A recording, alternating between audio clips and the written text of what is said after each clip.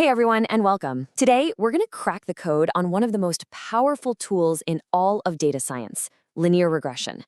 Now, I know it sounds super complex, but at its heart, it's actually a surprisingly simple way to use what we already know to predict what we don't. So let's dive right in. So how in the world can we predict the future? Whether you're trying to forecast sales or figure out stock prices or even guess the weather, the problem is always the same. How do you take this giant pile of data and turn it into a decent guess about something that hasn't even happened yet? Okay, let's make this real. Think about a website like Zillow. You can go on there and get an estimated price for practically any house, even if it hasn't been on the market for years. How do they do that? Well, it's not a crystal ball. It's a puzzle, and it's one we're about to solve together. And here it is. This is the secret sauce. Prediction isn't about magic. It's all about finding a relationship, a connection between something you can easily measure, like, say, the size of a house, and the thing you really want to know, which is its price. It's all about spotting the pattern. You see, in every one of these prediction stories, there are two main characters.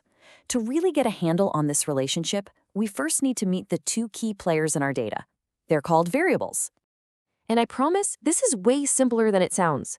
On one side, you've got the independent variable. We just call it X. Think of this as our known fact, the thing we're using to predict. On the other side is the dependent variable, or Y. And just like the name says, its value depends on X. Y is the mystery we're trying to solve. Let's bring it back to our Zillow example, because it makes it so clear. The square footage of a house, that's our independent variable, X. It's a fact we can easily look up. The final sale price of that house, that's our dependent variable, Y. We're making a bet that the price depends, at least partly, on the square footage. And hey, this isn't just for real estate. Economists do this all the time. For instance, they might look at the unemployment rate, that's their independent variable, X, to try and forecast the inflation rate, the dependent variable, Y. See? It's the exact same idea, just with a different problem. All right, so we have our data, we have our two key players, X and Y, but how do we actually see the connection between them? Well, the first step is to draw a picture. Just imagine taking data for every single house in a city and putting a tiny dot on a graph for each one. The dot's position from left to right, the x-axis is its square footage. Its position up and down, the y-axis is its price. If you do this for hundreds of houses, you don't get a neat line. You get what looks like a big, messy cloud of dots, and that's called a scatter plot. Now, just staring at a cloud of dots, well, that doesn't really help us predict anything, does it? We need to find the trend that's hiding in plain sight. So the big question becomes, how do we take this messy cloud and boil it down to a single, simple pattern? We do it by drawing a line, but it can't be just any old line.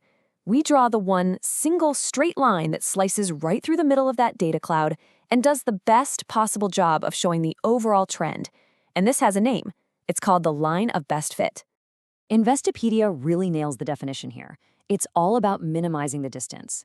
Think of that line as the mathematical average of all those messy data points, but instead of being a single number, it's drawn out as a line. It's the most honest, simple summary of the relationship that we can possibly make. So how does a computer actually find this magical best line? It uses a clever method called ordinary least squares, or OLS. And all that means is that the computer measures the distance, the error, from every single dot down to the line. Then it wiggles the line around, up and down, tilting it, until it finds the one perfect position where the total of all those errors is as tiny as it can possibly be. That's it. That's our line. Okay, so we've seen the pattern as a line on a graph. Now it's time to turn that line into a simple recipe, a little bit of math that gives us all the instructions we need to make our prediction. And this is it. I know, it might look a little scary with the Greek letters, but I promise you, it's not. This is the recipe for our line of best fit. It's how we're going to predict Y. Let's break down the ingredients one by one. Let's walk through this. Y is the home price we want to predict. Easy enough. X is the square footage we already know. Beta 0 is our starting point, the intercept. Then you have beta 1, the slope. This is the real magic number. It tells us exactly how much we expect the price to go up for every extra square foot. And that last little symbol, epsilon, that's the error term. It's basically the model's way of being humble and admitting, hey, I can't explain everything. All right, now that we have the recipe, let's go out into the world and see where people are actually using this stuff. Because this one simple idea, well, it's one of the most useful tools out there. I mean, the applications are just everywhere. Marketers use it to figure out if spending more on ads will actually lead to more sales. Financial analysts use it to see how a particular stock moves in relation to the entire market. In science and public health, once you know what to look for, you start seeing linear regression everywhere you look. And guess what?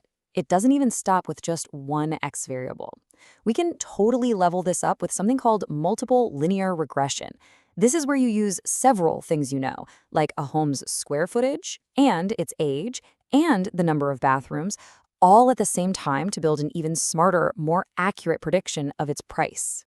Now, this tool is obviously incredibly powerful. But you know what they say, with great power comes great responsibility. So before we wrap up, we absolutely have to talk about the single biggest mistake people make with this. So here's the billion-dollar question. If our model draws a beautiful, strong, straight line, and it shows a really clear relationship between X and Y, does that automatically mean that X is causing Y to change? No. 1,000 times no. And if you remember one thing from this entire discussion, please let it be this. Correlation does not equal causation. This is the golden rule. The classic example makes it so obvious. The data shows a super strong link between the number of ice cream cones sold and the number of drowning deaths. But of course, eating ice cream doesn't make people drown. There's a hidden factor, hot summer weather, that causes both things to go up. Your model can't see that on its own. You have to.